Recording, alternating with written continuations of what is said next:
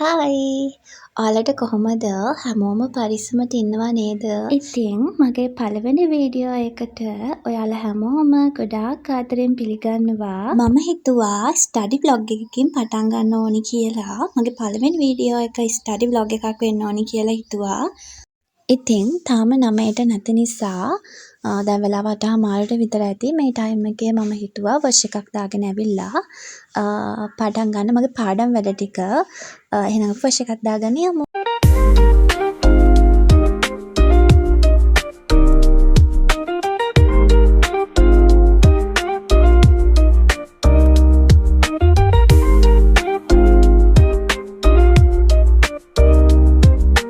ටික පටන් ගන්න කලින් මම ටු-ඩු ලිස්ට් එකක් හදා ගන්නවා. ඊට පස්සේ ඒක මට පේන තැනකින් අලව ගන්නවා.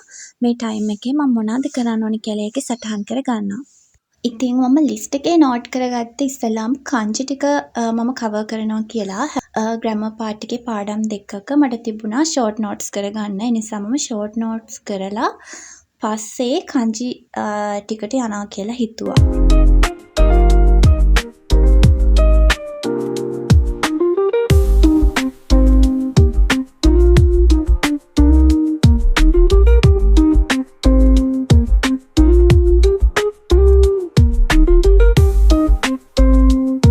ජැපනීස් වල මට ටිකක් අමාරුම දෙයකට තියෙන්නේ ග්‍රැමර් පාර්ට් එක.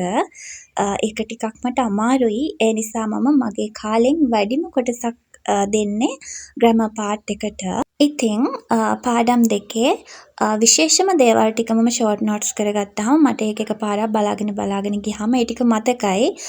එක්සෑම් ලං වෙනකොට බලාගත්තාම ඇති. සාමාන්‍යයෙන් අපි කියනවා නම් අනිවාර්යෙන්ම වාක්‍ය හදලම තමයි ග්‍රැමර් වලට හුරු වෙන්න ඕනේ.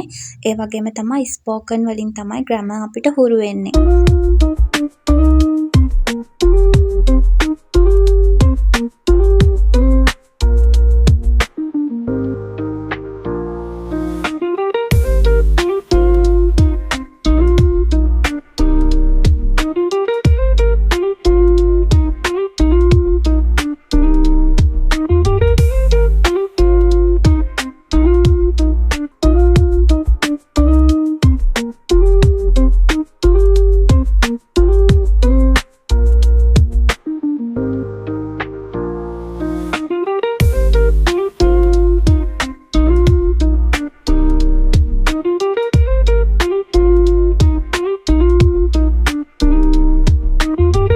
ඉතින් නිදිමත යන්නත් එක්ක ටී එකක් බීලා අපි කංචි පටන් ගමු.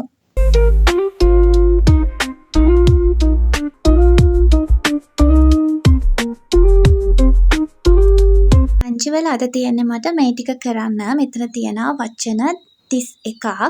දැන් මට තියෙන්නේ ඒ ටික ලියලා ප්‍රැක්ටිස් වෙන්න කංචි මතක හිටිනකම්.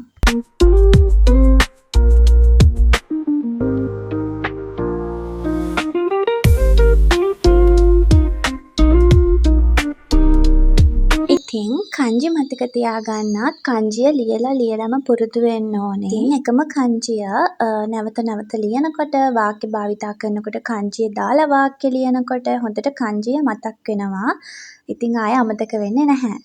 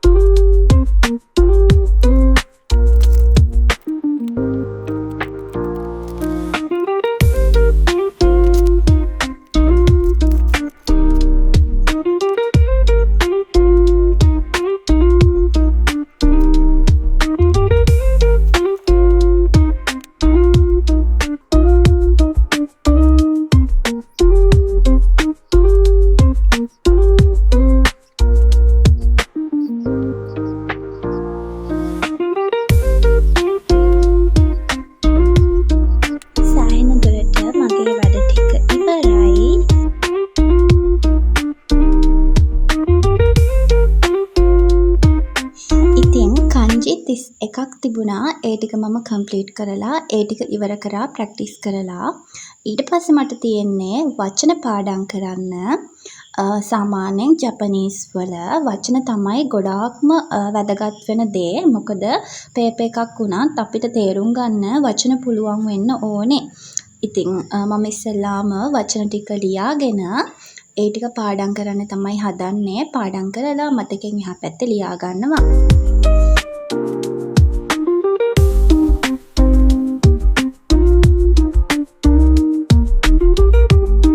වචන පාඩම් කරනකොට මම ඉස්සෙල්ලාම අලුත් වචන වලට යන්න කලින් මම කලින් පාඩම් කරගත්ත වචන ටික ආයෙ මතක් කරගන්නවා.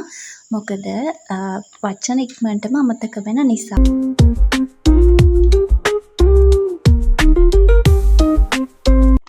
දැන් වෙලාව 1:25යි.